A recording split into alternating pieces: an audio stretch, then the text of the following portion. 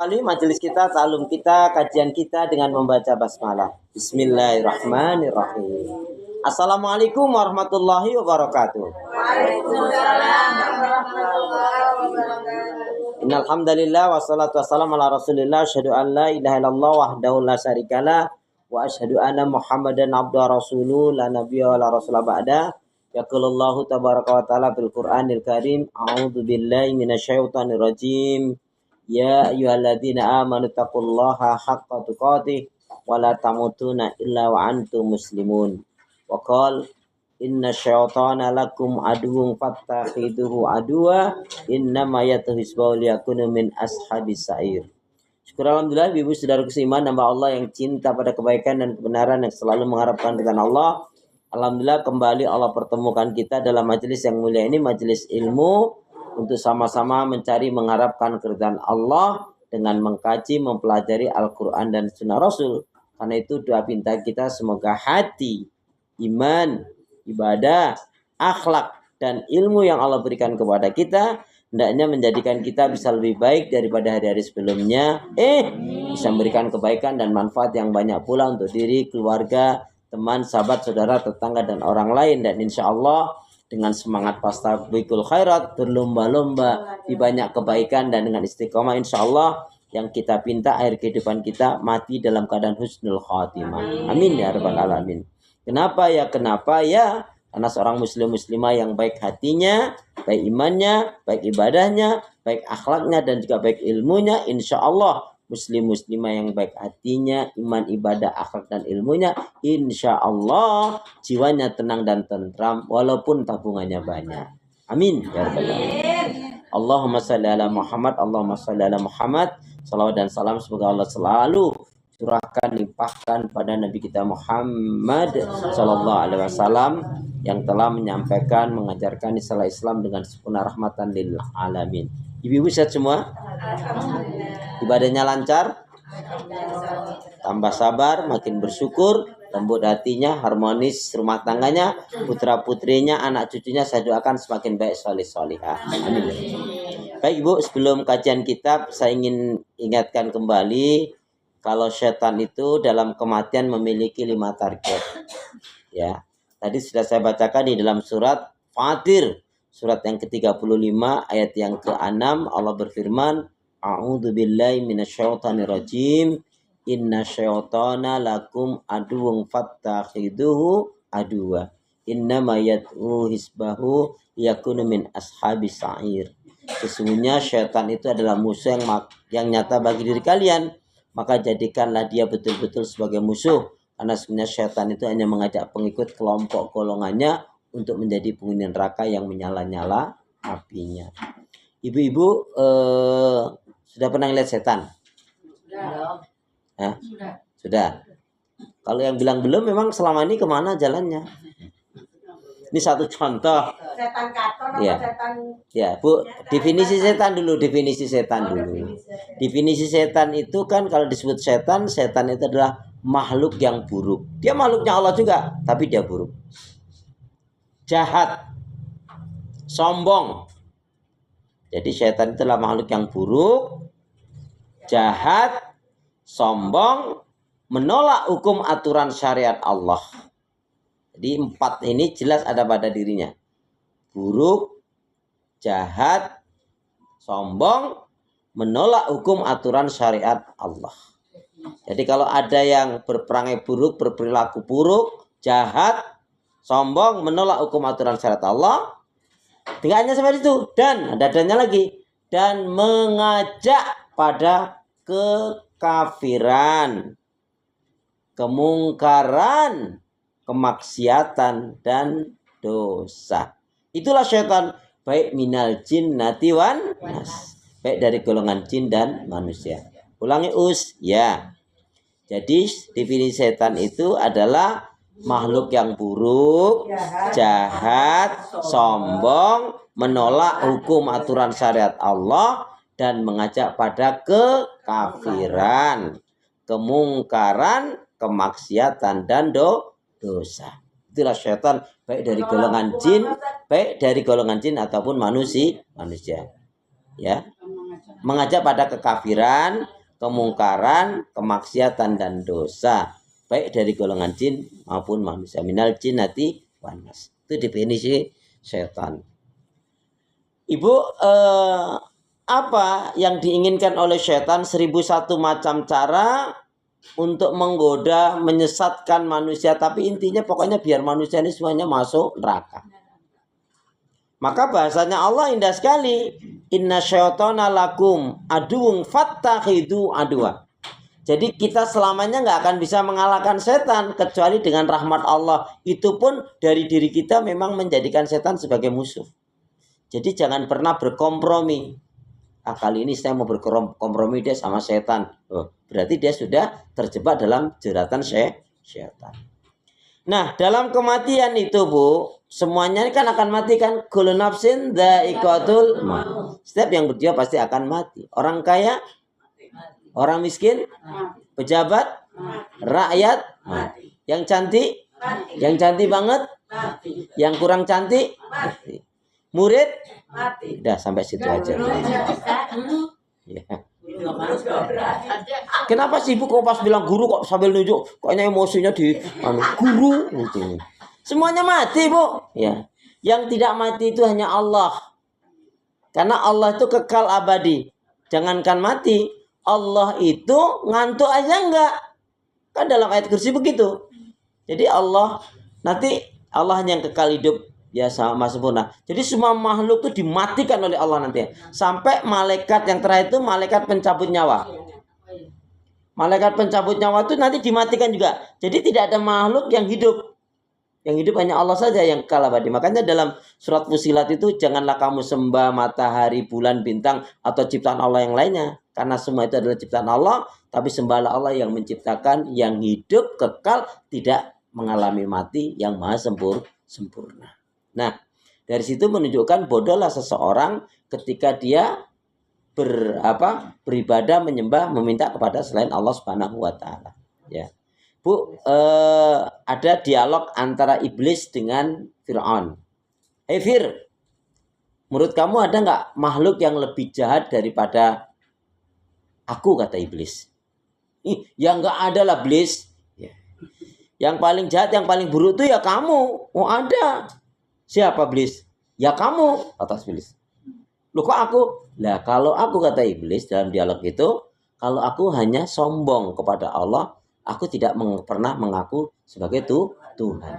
Lah kamu mudah sombong, ngaku sebagai Tuhan. Berarti ada manusia yang berpotensi lebih buruk, lebih jahat dari iblis dalam ini. Nah, jin setan itu kan keturunannya. Tapi pimpinannya yang tertinggi adalah iblis. Nah, Ibu, dalam saya nggak terangkan, tapi saya sebutkan saja. Yang sering Ibu dengar kalau udah bicara tentang sifat buruk iblis itu kan yang paling sering adalah sombong kan. Tapi sebetulnya ada 3 sifat iblis yang paling mendasar. Apa sifat iblis yang paling mendasar? Yang pertama adalah al-kibr, sombong. La yadkhulul jannah man kana fi qalbi misqala dzarratin min kibr, kata Allah. Gak akan masuk surga siapa yang dalam hatinya punya sifat sombong meskipun hanya sebesar atom. Innallaha jamil yuhibbul jamal, al-kibru batarul haq wa ghamtun nas, Muslim. Sesungguhnya Allah itu indah, suka pada keindahan. Sombong itu menolak kebenaran dan meremehkan manusia. Maksudnya meremehkan manusia itu orang baik-baik diremehkan, dihina. Bu, mohon maaf ya. Imam Ghazali bagus banget memberikan motivasi, nasihat kepada kita. Tanamkanlah pada hatimu, pada kalbumu. Kalau kamu ketemu dengan saudaramu muslim mukmin, katakan dalam hatimu, sungguh hamba Allah yang satu ini lebih baik daripada saya di hadapan Allah. Walaupun mungkin kenyataannya kita lebih baik. Tapi begitulah untuk menjaga kebersihan hati. Sebab ketika kita sudah merasa baik, benar sendiri, jelas yang ada kesombongan. Dan ini sangat berbahaya sekali. Ya. Makanya tidak akan masuk surga siapa yang punya sifat sombong meskipun hanya sebesar atom. Yang kedua, sifat iblis itu adalah pembohong. Ibu ngerti, karena kebohongan dari iblis akhirnya Nabi Adam dan Ibunda Hawa pun tergelincirkan. Ya. Nah, kalau tergelincirnya Ibunda Hawa dan Nabiullah Adam alaihissalam itu karena apa? Karena dua hal. Karena dua hal. Apa? Rayuan iblis. Itu yang dilakukan, itu sifatnya iblis adalah pembohong karena kebohongannya. Tapi dari Nabi Adamnya sendiri apa sebabnya? Dan itu juga bisa mengenai kita, mengenai seseorang bisa hancur, bisa kepleset, bisa tersesat karena dua hal. Rayuan istri. Ya kalau yang istri, kalau istrinya sudah nggak ada, Bukan rayuan apa sih? Rujuk merajuk ya. satu karena mengabaikan perintah Allah. Siapa yang dia mengabaikan perintah Allah, Bu, akan mudah dipatahkan, dikoyak-koyak, disobek-sobek, ditarik oleh iblis ke dalam neraka. Jadi manusia itu rusak, sesat, hancur karena mengabaikan perintah Allah. Nah, Ibu contohnya gini deh, kalau kita jalan sudah ada rambu, jangan lewat situ nekat. Makanya kalau nggak salah di Swedia atau Norwegia atau mana lah saya lupa saya itu di Eropa itu yang walaupun banyak salbu itu lampu merah, Bu, walaupun itu kosong, nggak ada yang seliwat, tetap berhenti, Bu. Terlepas ada lagi rame orang atau enggak, ya waktunya merah ya merah berhenti. Coba. Begitu juga di Jepang. Makanya ada orang Padang itu namanya Dr. Boy. Saya lupa namanya kelanjutannya. Dr. Boy itu dia 13 tahun ya di Jepang, dia mengatakan ketemukan ajaran Islam di Jepang yang agamanya bukan Islam. Banyak sekali tidak ketemukan Islam di negeriku yang mayoritas Islam. Maksudnya Indonesia. Ya. Buku itu bagus banget ya, menginspirasi sekali. Jadi sampai-sampai orang Jepang itu kan kalau bicara keteraturan, kedisiplinan, ya, ketertiban, kebersihan, masya Allah ya. Beritanya begitu sih. Tapi mestinya seorang muslim mukmin lebih dari itu. Wong Nabi saja mengatakan at-tuhuru satrul iman. Kebersihan itu adalah bagian dari iman. At-tuhuru satrul iman. Cuman hadis itu nggak populer. Yang populer bukan hadis anadzafatu minal iman. Itu bukan hadis malahan. Yang anadzafatu minal iman, kebersihan itu bagian daripada iman, itu iya artinya, tapi bukan hadis. Yang hadis at-tuhuru satrul iman. Dalam at-tuhuru toharo. Nah, ya. At-tuhuru kebersihan itu bagian dari iman.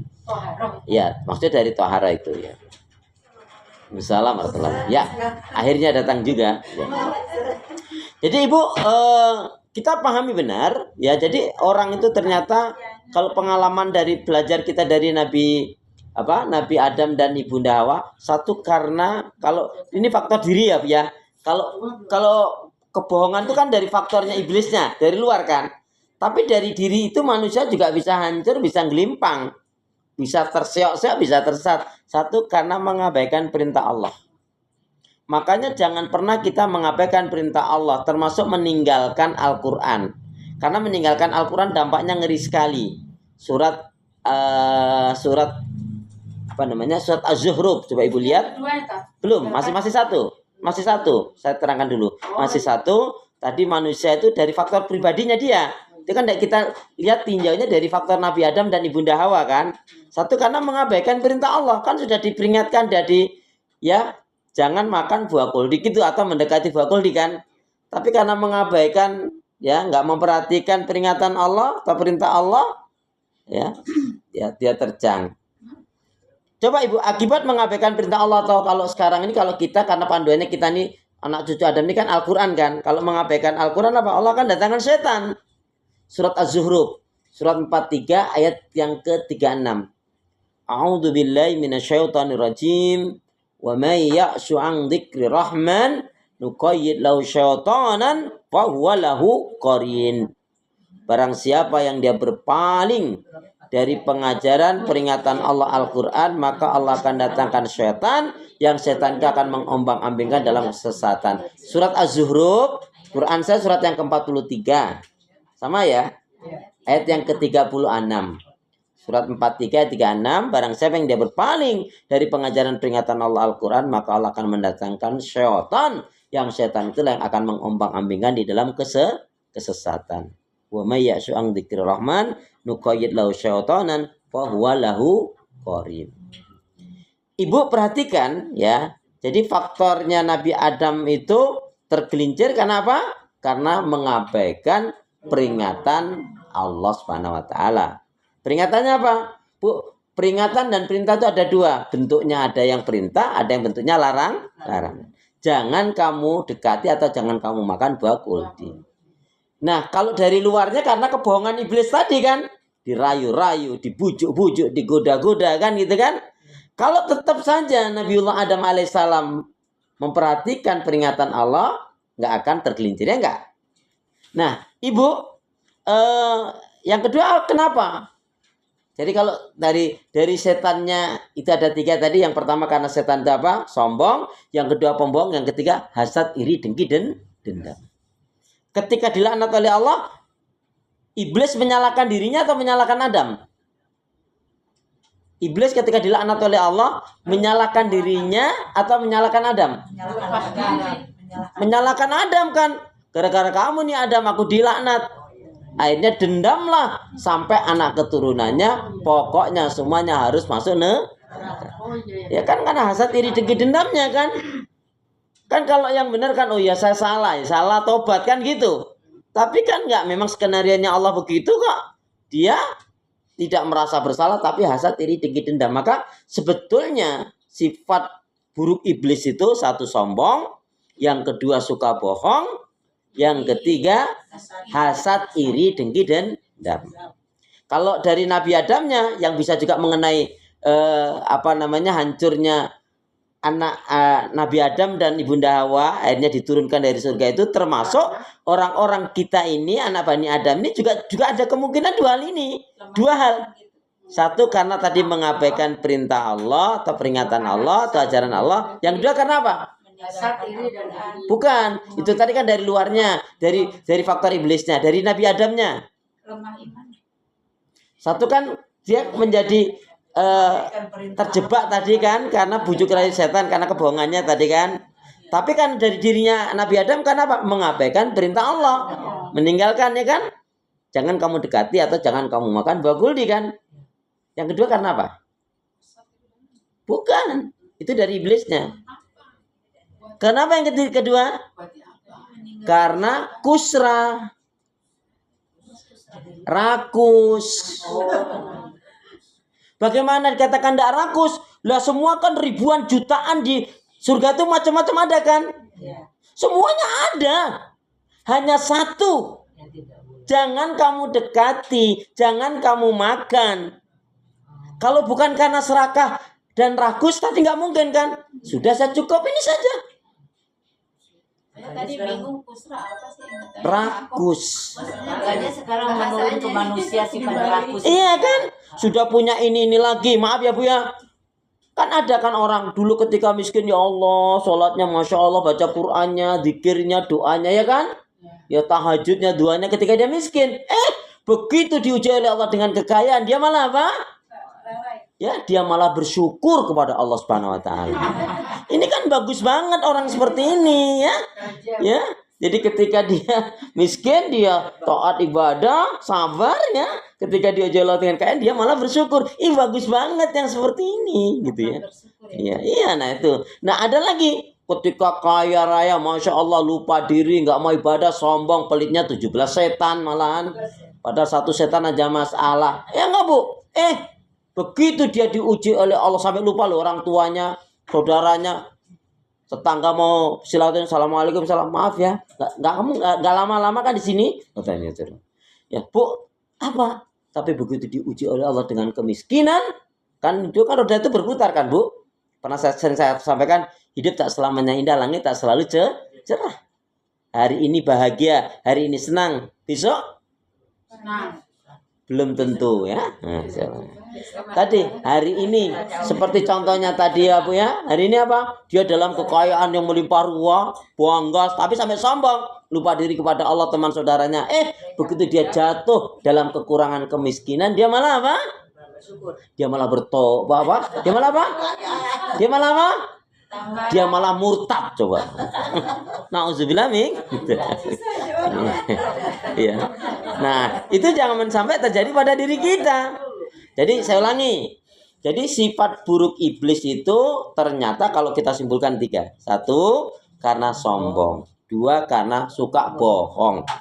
Yang ketiga, hasad, iri, dengki, dendam. Ditambah sedangkan dari Nabiullah Adam itu karena mengabaikan perintah Allah. Yang kedua karena rakus. Lawang semuanya ada loh Bu. Bu ini loh contoh Bu. Saya ilustrasikan gini. Halo.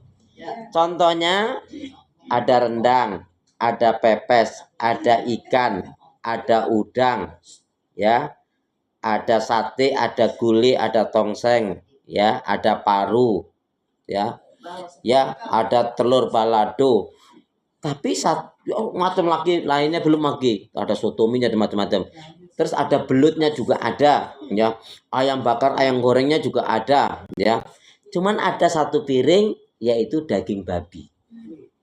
Silahkan kamu makan dari macam tadi, apa rendangnya, apa pepesnya, apa ikannya, apa kepala kakapnya, ya gitu kan, Bu Is ya. Atau apanya lah gitu kan, macam-macam kan Bu ya. Tapi ada satu piring, ini hanya ilustrasi aja, ada satu piring babi. Kamu jangan makan ini. Kalau orang nggak rakus, peringatannya nggak boleh selesai kan? Itu mengambil ibrah pelajaran bagi diri kita. Kecuali di surga nggak ada Bu.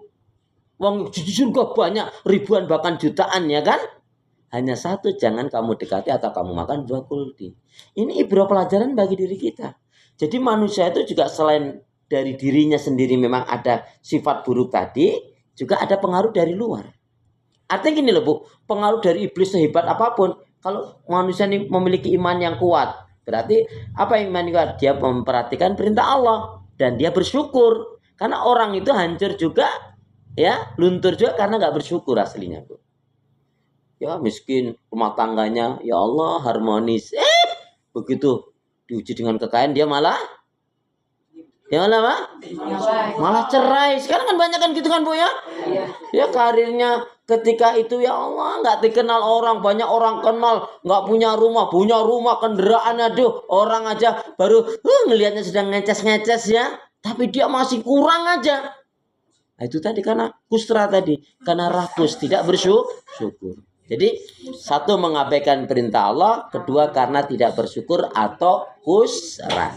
Itulah yang menyebabkan manusia rusak hancur. Makanya kita berlindung kepada Allah, minta kekuatan iman Bu. Iman itu Bu, maaf ya, goncangan hati itu dasar loh Bu. Nggak nyampe 1 menit saja bisa berubah loh. Ya nggak? Mau contohnya? Ini contohnya. Bu ditelepon sama kering. Assalamualaikum yang teleponan. Waalaikumsalam. Gimana sayang? Alhamdulillah Mami, alhamdulillah Umi, alhamdulillah Mama, alhamdulillah Ibu. Alhamdulillah aku dapat bonus nih. Majikanku, atasanku atau bosku, pimpinanku bulan depan mau berangkatin aku umroh gratis. Aku dapat uang sangu 7 juta. Padahal baru kerja 7 bulan. Ya Allah syukurlah alhamdulillah. Ya Allah Mami senang banget, Mama senang banget, Umi senang banget. Emang kamu anak baik kok nak. Emang kamu anak soleh, anak soleh. Ya Allah ini rahmat Allah. Ya udah ya Mam dulu nih ya. Assalamualaikum. Waalaikumsalam. Aku taruh tuh handphonenya. Baru taruh maklek. Kering. Yang nelpon adiknya ibu. Ya, yang nelpon adiknya ibu. Assalamualaikum. Dek, ada apa dek? Assalamualaikum. Ada apa dek? Bapak meninggal. Atau ibu meninggal. Ibu sedih nggak? Padahal belum 1 menit. Padahal tadi. Iya. Nah, itulah kenapa kita diperintahkan untuk sering berdoa. Ya muqallibal qulub, sabit qalbi ala dinika. Rabbana la tuzigh qulubana ba'da idh hadaitana wa hab lana min ladunka rahmah innaka antal wahhab. Rabbana la tuzigh qulubana, ya Allah janganlah kau goncangkan, janganlah kau sesatkan, janganlah kau ya palingkan hatiku pada kecondongan, pada keburukan, kemungkaran, kemaksiatan dan dosa. Setelah petunjuk hidayah kau berikan kepadaku. Selain doa ini tuntutannya kita agar bersikap istiqomah. Lah istiqomah itu apa? Istiqomah itu apa? tetap menjalankan Istiqomah itu apa? Istiqomah itu adalah al-istimraru alal haq wal khair. Yang dikatakan istiqomah itu adalah terus-menerusnya kita di atas kebaikan dan kebenaran. Amin, gitu dong. Amin. Lama banget sih. Ya. Jadi istiqomah itu adalah terus-menerusnya kita di atas kebaikan dan kebenaran.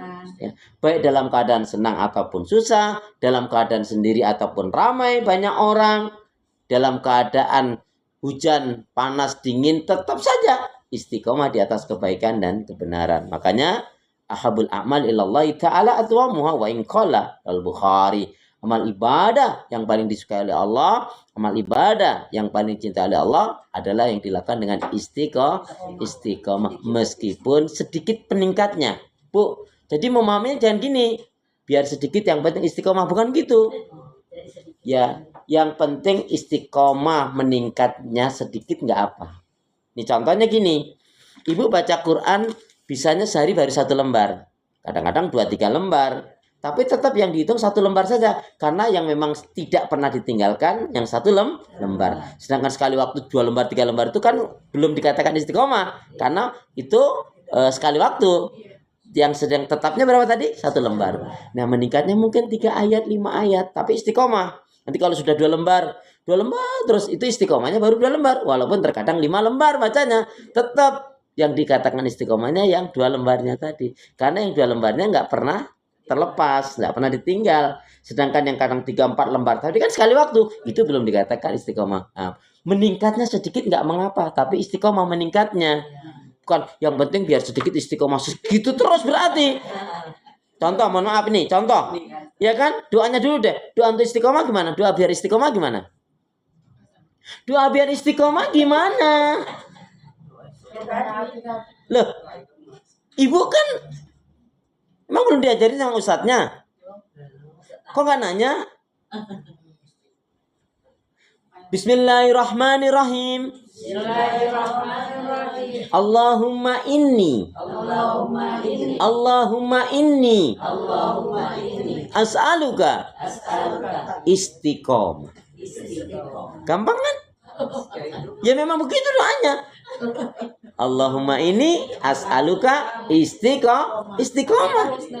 Lain istiqomah kok ini. Ya Allah, sesungguhnya aku memohon kepadamu istiqomah. Apa tadi? Terus menerus, bisa terus menerus di atas kebaikan dan kebenaran. Tadi ya muqallibal qulub tsabit qalbi ala dinika. Wahai jiwa yang membolak-balikkan hati, tetapkanlah aku di atas agamamu, tetapkanlah aku di atas petunjukmu, tetapkanlah aku di atas hidayahmu, tetapkanlah aku di atas syariatmu. Itu namanya istiqomah. Ya. Allahumma ini as'aluka istiqomah. Gampang kan? Ustaz itu yang tahajud yang penting katanya 2 kok 2 yang penting istiqomah itu terusnya 2. Nah itulah berarti salah memahami. Kalau ibu bicara istiqomah 2 rakaat, katakan duha ya. Alhamdulillah saya duhanya baru bisa istiqomahnya 2 rakaat. Memang kadang-kadang 4, kadang 6, kadang 8 misalkan ya. Tapi karena yang jelas tidak pernah ditinggal 2, berarti kita ngitungnya yang istiqomahnya yang 2. Nah, adapun walaupun meningkatnya sedikit dari 2 ke 4, nggak langsung ke 6 ke 8 ya. Sholat tahajud itu kan idealnya 11 rakaat. Nah, adapun yang istiqomahnya baru 2 rakaat ya itu ya tahajud, tapi bukan tahajud yang sempurna. Karena tahajud yang sempurna adalah 11 rakaat dengan witir maksudnya. Jadi kalau ibu misalkan contohnya ibu sholat duha yang sering 2 rakaat atau 4 rakaat? Yang sering, yang lebih sering? 4 ya. Kalau ibu bilang 2, saya tanya dari sejak tahun berapa itu? Gitu. Kalau sejak 2 rakaat sejak tahun 2010, sekarang 2024 ya. Mau 2025 berarti selama 14 tahun 2 terus gitu. Enggak sih Ustaz, sekali waktu 4, 6, 8 misalkan. Tapi tetap karena yang seringnya 2 berarti yang dihitung istiqomahnya 2. Nah ini ibu misalkan boleh lah baru 2 tetapi ayatnya yang bertambah. Contohnya rakaat pertama baca habis Al-Fatihah Bismillah Anas. Bismillah al-falaq, Bismillah al-ikhlas, Bismillah tabat, Bismillah idaja, Bismillah al-kafirun, Bismillah inna atena. Berarti rakaat pertama ibu sudah 7 surat. Meningkat nggak? Kan yang pertama biasanya cuma 1 surat kan? Nah, nanti rakaat yang kedua dibalik aja. Inna atena, nah, ke belakang nanti terakhirnya Anas. Berarti 2 rakaat sudah berapa? 14 surat. Nah, itu berarti ada peningkatan enggak? Ada peningkatan. Yang tadinya cuma 2 rakaat, udah 2 rakaat, yang dibaca cuma 1 lagi kulhu. Rakaat yang pertama kulhu, rakaat yang kedua kulhu lagi. Yuk kita berdoa dulu. Bismillahirrahmanirrahim. Ya Allah ya Arhamar Rahimin. Berilah aku hati yang bersih, pikiran yang jernih, lidah lisan yang selalu jujur, akhlak yang mulia, hidup dan mati dalam ketaatan, keimanan, ibadah, sabar, dan syukur. Amin ya rabbal alamin. Subhanakallahumma bihamdika asyhadu an la ilaha illa anta astaghfiruka wa atubu ilaik. Niat yang baik hendaknya segera tunaikan, beramal saleh jangan ditunda-tunda, ikan sepatikan gabus, lebih cepat lebih bagus. Ingat, malam hari ada tahajud, pagi hari ada duha. Al-Quran dibaca, dipelajari, dipahami, diamalkan. Jangan malas ibadah. Jangan marah-marah, perbanyak sedekah, dan jangan ada dusta. Pandangan mata selalu tersalah, pandangan nafsu selalu melulu, pandangan hati telinga kiki jika hati itu bersih karena pancaran nur ilahi Rabbi. Hidup tak selamanya indah, langit tak selalu cerah. Burung irian, burung cendrawasih. Cukup sekian. Terima kasih Mami. Assalamualaikum warahmatullahi wabarakatuh.